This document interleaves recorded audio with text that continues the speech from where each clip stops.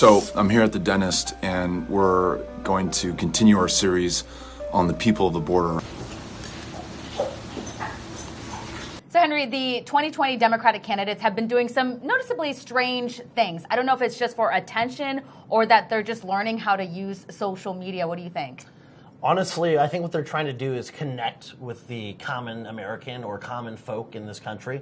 But what is kind of turning them, it's kind of turning into a joke. It's becoming a joke. It's like, okay, maybe if I work out, maybe if I eat this food, maybe if I hop on a table, that I'll be a normal average American. But I don't think people are getting that feeling. Yeah, Beto O'Rourke, also known as Robert Francis, that's his real name. Roberto, I remember he did that little video where he was at the dentist's office having his teeth cleaned. Yeah. I feel like getting your teeth cleaned is a luxury around here these days. No one wants to see. And no one wants to see that. So, he thinks that people are going to think, oh, well, they're just like us. Everyone films their dental cleanings Yeah. on Instagram Live, right?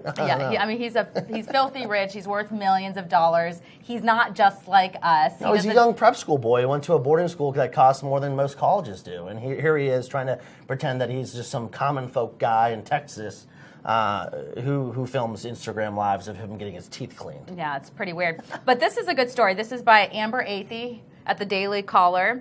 And this is the headline. It says, coffee shop employees forced to clean up after counter-hopping Betito O'Rourke. So let me just tell you the story here. So Beto's running around the country campaigning, and he gets into a coffee shop, and he just jumps onto the countertop because that's so normal, so he can talk to everyone. Beto is a very tall man. There's no reason that he needs to be jumping on top of these counters. No, he's extremely tall. And what's funny about this, it's multiple coffee shops, multiple different places where he did. And luckily, we had Amber Athey, who's a great reporter, do a deep dive into this and call up coffee shops across Texas and say, hey, what was it like when Beto entered? Did he ask permission to get on your table? And what was it like cleaning up the mess? And some of them came back with just some hysterical responses. Yeah, I read some of them. But yeah, if you think about it, it's pretty rude. His dirty shoes on top of these counters where people eat and drink. Yeah. He's not asking for permission. And remember, we live in Sue Happy America. If he were to fall down and get hurt, I'm sure he'd probably sue the coffee shop. He would have. Right? He'd be like, oh, well, the counter was wet or something. Yeah. Some of these employees had to literally put bleach, quote, bleach on the counters and bleach down the tables because they said his dirty feet were all over them. I mean, do you want to go to a coffee shop where some guy's stomping all over the tables with his dirty shoes? I personally Absolutely don't. not. Yeah. They told Amber that they had to clean the countertops a different way than they would normally sanitize them. They had to use the bleach. They had to do all these extra steps to ensure the cleanliness of after his visit. It's kind of outrageous that he's expecting people to clean up after him. Where's his campaign staff? Why doesn't he clean up after himself? No, exactly. And not to poke at him, but while doing this, he also got a parking ticket outside because he thinks he's better than the normal American who drives a car, and he doesn't need to pay for parking. He can just pull up right outside. So he gets a parking ticket outside because he's better than most Americans. Doesn't have to pay for that. Gets a parking ticket while he's stomping on these counters, dirtying them up, and they have to get clean. It's so weird.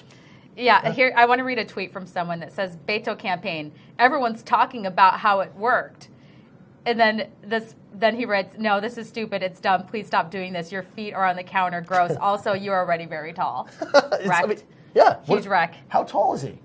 He's over 6 feet tall. Yeah. And the crowd, I mean, every single time, it's like they're just looking up to him like he's like a god, holy figure or something. I'm like, oh, is that your strategy? I don't know what it is, but it's obviously to get up there. And other candidates have followed. Yeah, and I just want to read this last tweet. It says, can Beto not afford a step stool? ?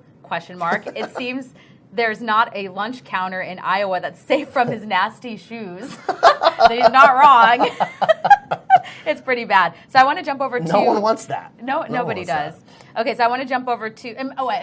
let me just say this. Imagine if Trump started standing on countertops.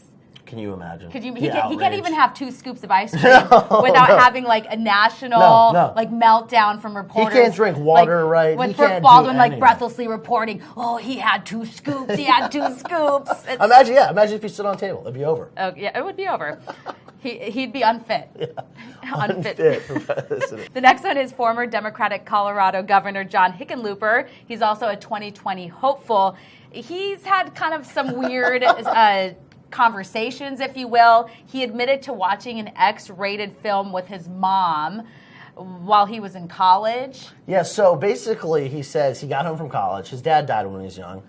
And he got home from college. His mom was there, single at the time. And he came home to a full plate of food, a full meal spread on the table. He said, Mom, I can't go with you to the movie tonight. I bought tickets to a movie. She said, what's the movie called? It's called Deep Throat. It's an X-rated film. Yeah. So he decides, I'm going to invite my mom to this film. I don't want her to be home alone. I'm going to invite my mom to this. Because he didn't hear how bad it was. No, because he says he doesn't know. He didn't, at the time he says, I didn't know exactly how bad an X-rated movie would be. But the thing is she bought a ticket. She sat through the movie with him. She sat through the entire thing. And then he says that she didn't leave because she had already bought a ticket and didn't want to waste the money. I don't have a huge problem with this. It's just weird. It is weird. So I don't have a huge problem with it. The fact that he's bragging about it is what makes me uncomfortable. Like, why would he repeat this story for everyone in the country to know? I think it was. Would you watch Deep Throat with your mom? Absolutely not. Well, I mean, what if she wanted to go to the movies with you and didn't want to be left home alone? No, that's why I find it so weird. But so you would rather your mom sit at home by herself and eat a dinner by herself than take her to watch Deep Throat? For the record. Or why wouldn't you just stay home and have dinner and then like rebuy your 50-cent ticket? What was it in the 70s? I don't know how much movie but no, theaters seriously. for. Like, why wouldn't you just buy a ticket and go watch it another day? Stay at home. And also, if I didn't know what an X-rated movie also, was... it's gross. Like, who would even want to watch that movie with their friends? No, exactly. I didn't know. I had never heard of the movie, so I looked at the YouTube trailer. I guess people go to X-rated movie films. The storyline's awful, yeah, by the way. It's very uncomfortable. I don't want to watch the movie. I wouldn't want to watch it with my friends if I were to watch it. You don't want to watch Deep Throat with your mom. That's weird. Yeah. So anyways, and I could, and it just even if you think about like family movie time when you're sitting around sofa and like the sexual scenes pop up on TV, even if they're like very PG-13, it's still very uncomfortable. It's awkward, But his reaction and kind of like bragging about it, I just think that's weird. Next, we have Senator Kirsten Gillibrand. Apparently, she's taking video of her workouts.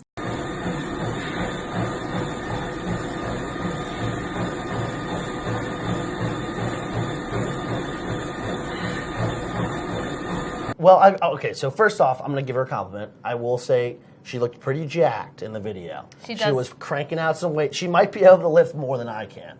That's not saying much, but those were heavy weights. Were those at least 20 pounds? They were at least 20 pounds. I think you can lift 20. Thank you. That is when you make it to the gym. We should see who can lift more, because I can do 20, but I can only do like 5 sets. We'll do that as our next video. Okay, yeah, we can try. But, who's more athletic between the two of us, by the way, now that we're like having a conversation about it? I'm just going to say you. Okay. Yeah. I can run a mile. Okay. I can run more than that. Okay. So we'll see about that. So maybe not. We'll see about that. I'm competitive, though. I could probably squeeze in 3. I could probably do. I could do a marathon if you want to. Okay, whatever. Anyway, so she's pretty jacked. She can do 20. I didn't see how many reps she did. Well, she was cranking out reps, and I think her whole thing here was, listen, like I'm a strong woman, and strong independent woman, Me too. And I can crank out. I can crank out some. What do you call it? Like, fly. Like, what would you call that? Yeah, that was Richie because he actually works out. Yeah, because we have one guy here who actually does work out. I've been to the gym like one time in 6 months. So if she's trying to like relate to me, I can't relate. Times are tough. Yeah, but so she inspired me to hit the gym more. So have you been to the gym since you watched that video? No, but I thought it was funny at the same time she was wearing the shirt with the ranch. So you can't relate to her either. So this whole idea that she's going to be able to like relate to people who are going to Kirsten, I'm trying to have you back here, okay? I'm trying to help you out. No, I'm not hating on. I think people should work out. That's good for you. But I feel like she's kind of pandering. Yeah. And then she was so proud about this T-shirt that she was wearing that says, what does it say? Just trying to get some ranch. So I looked into this. I don't know if you know what happened. Oh, yeah. Okay, so... Yeah, ranch girl. Well, so she had a rally a couple months ago, and she was in Iowa, I believe, and there was this girl, this woman in the bar that she happened to be having this rally in, who had no idea what was going on. who had no idea who was in the bar, who just happened to scoot by the camera like this, like squeezing by people, saying, like, no, like, sorry, I'm just trying to get to the ranch. Like, help me find the ranch. Well, Kirsten kind of like looked down as if she was like a little bit disturbed, like, hey, you know, you can't cut the line and interrupt me. But what she didn't realize, because she's a politician, is that the world doesn't revolve around her. And she was at a restaurant, and this lady, she's just like trying to get a side of ranch. So Kirsten tried to make this funny by wearing this T-shirt, but she got wrecked. Hannah tried to wiggle her way to the kitchen through the Gillibrand crowd, not recognizing the senator. I was thinking, oh, Hannah, they're thinking you're just like trying to cut in front to get like closer to the senator. That's why I like threw my hands up and I was like, I'm just trying to get some ranch. Like, I don't want anyone to be like mad. Elle magazine gushed, clear a space on Mount Rushmore, and then changed the name to Mount Ranchmore. Oh, her entire she gets ratioed on every single one of her tweets. Ever since she's put this video out, I've seen her ratio. It's like she gets ripped every single tweet she puts out. So clearly she's not connecting with the common American. I'll give you a good example. It's like when an attractive woman thinks a guy's like waving her down at a bar because she's so attractive, but then she realizes that he's just trying to tell her that she has toilet paper on her high heel. How bad is that? That would say that's about spot on. That's yeah, correct. I'll pretend that's never happened to me, but it's good. I doubt it has. So what do you make of her making the T-shirt about this? Was this just because she was embarrassed? She was trying to see, all these people are trying to play it off like it's like a joke. Instead of her being embarrassed by this random person in Iowa who didn't have a clue who she was, and she wants to act, of course everyone knows who I am. I'm Kirsten Gillibrand. I'm a U.S. Senator. I'm running for 2020 president against Trump. No, not everyone knows who you are. Yeah. Ranch Girl didn't know who you were. Now she has shirts. Well, and polling shows that she's like the very bottom. Yeah, she's very bottom. She has no shot, honestly. And if you look at who's actually leading the polls right now, all 3 white men. Yep, sad. I don't have anything against white men, but it's just kind of interesting. The party of like diversity has, they're supporting 3 white men. This is just the hypocrisy we've been seeing for so long now, and it's like all these like young, powerful women are on the. But Beto's Mexican, right? Oh, no, I'm just kidding. No, I was going to say joke. No. I kid. We need to do like a full fact check on when he started using that name. I have a feeling that like no one called him that in middle school or high school like he claimed. I think this was like when he started running for office in Congress and stuff. He's like, if he was at Woodbury Forest being called this ought to get me votes. No. I wonder if he carries hot sauce. We'll have to ask him that. I hope it's some good hot sauce.